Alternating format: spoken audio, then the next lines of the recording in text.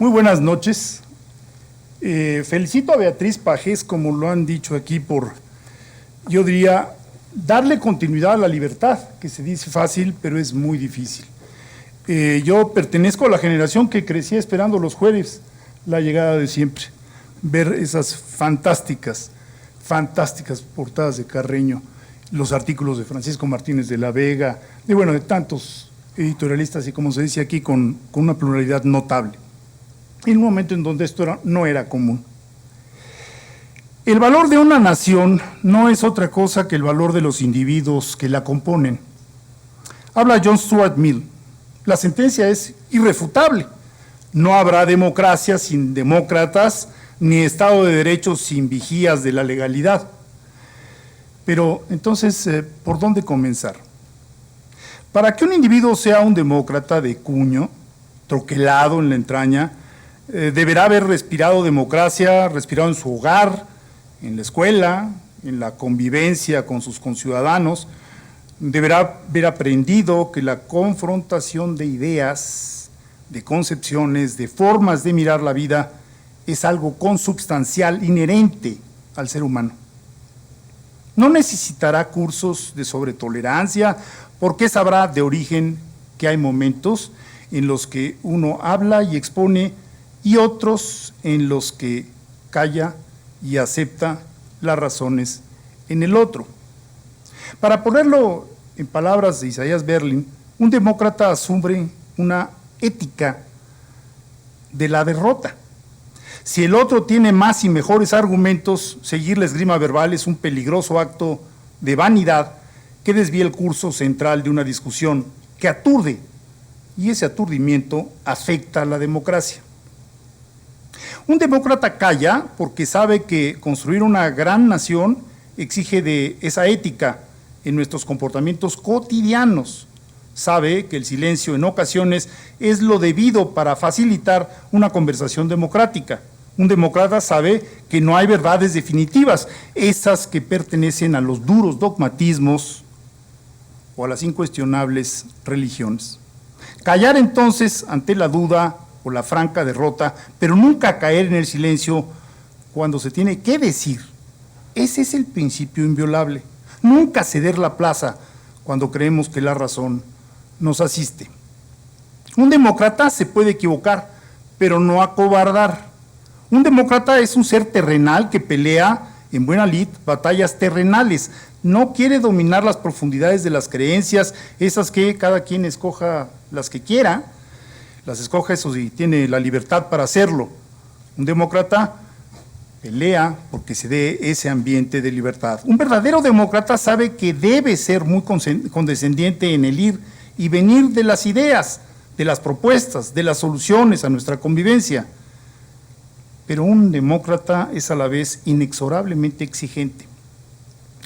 Dos anclajes son fundamentales para garantizar una vida democrática: la libertad de expresión sin cortapisas y un profundo respeto a la legalidad que garantiza esas libertades precisamente. Solo en la legalidad se puede ser libre.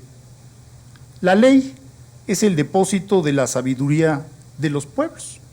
Curiosamente, la sentencia no es de un liberal, sino de un gran conservador, de Edmundo Burke.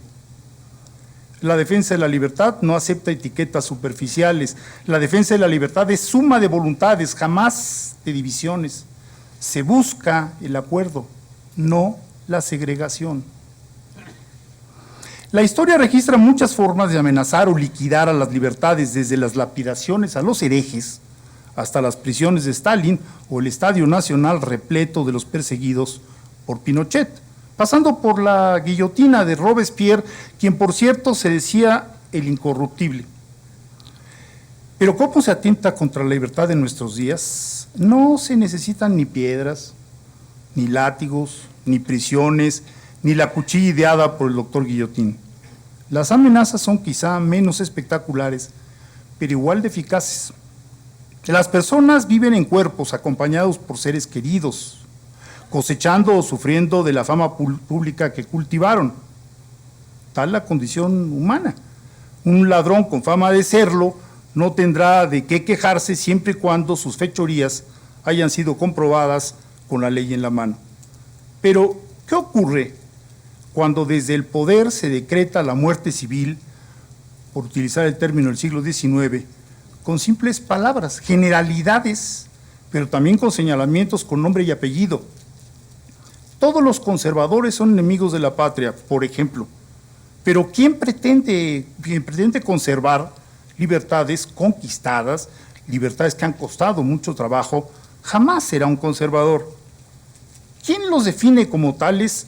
Pues el propio poder, eso sin lanzar una sola piedra, solo con un poderoso micrófono que lapida reputaciones todos los días. ¿Pruebas de los dichos?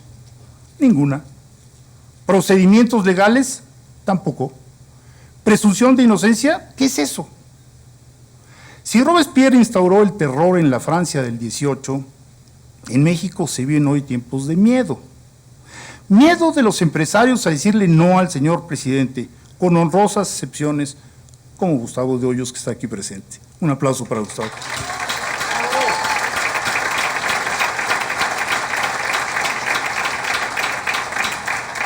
Miedo entre los vilipendiados periodistas a que su medio sufra más recortes y con ello vengan ajustes, así los llaman, a las disminuciones salariales.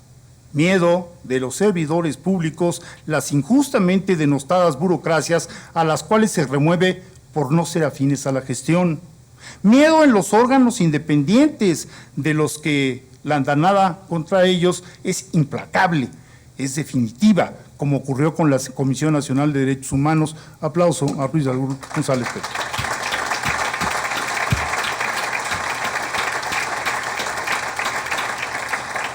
Miedo de los usuarios de las redes sociales a ser llevados al patíbulo por militantes y bots, con puras falsedades e insultos. Miedo de los científicos a ser presentados como zánganos e inútiles. Miedo de las organizaciones de la sociedad civil que atienden necesidades descuidadas por el Estado, que han sido ya ultrajadas en las palabras y hoy son amenazadas con normas persecutorias. Miedo generalizado de la población a que el debate abierto y las razones sigan siendo desplazadas por los prejuicios, la ignorancia, la irracionalidad. Miedo a ser testigos de la construcción de una autocracia. Mucho miedo por todas partes. El que nada teme, nada debe, nada teme, se dice con gran ligereza, pero esa aseveración solo es válida si se respeta el Estado de Derecho que hoy está amenazado. Qué fácil se dice el que nada debe, nada teme, pero todo ser humano tiene miedo a perder la libertad, a perder el empleo, a no tener cómo sustentar una familia. Tener miedo es también parte de la condición humana, más aún si se vive bajo amenaza. Y si a ello agregamos la avasalladora inseguridad, ¿cómo negar que vivimos en una era del miedo? Pero, en todo caso, ¿cómo salir de aquí? Lo primero es entonces ventilar públicamente que el miedo es la gran supresora de la libertad. Debemos tener claro que cediendo espacios, los que correspondan a cada quien, no se logra más que apretar la soga en el cuello. Lo segundo es, recordando a Alexis de Tocqueville, me imagino, gran fifí del siglo XIX, que solos, es decir, cada quien por su lado, somos muy vulnerables y que estas batallas se ganan tomados del brazo, como lo han hecho las madres de las estancias infantiles, los padres de los niños con cáncer, los alcaldes arrinconados en sus presupuestos de seguridad, los agricultores víctimas de la miopía, las universidades que estaban, como todos, en la mira. También los que se opusieron a que la revocación de mandato coincidiera con las elecciones intermedias y los empresarios que en persona y en las redes sociales dan la batalla contra una normatividad fiscal hermanada con la delincuencia organizada. O el piloto, ese piloto que con respeto planteó su convicción profesional sobre Texcoco, siendo apoyado por los pasajeros. Solos no vamos a ninguna parte, unidos tenemos futuro.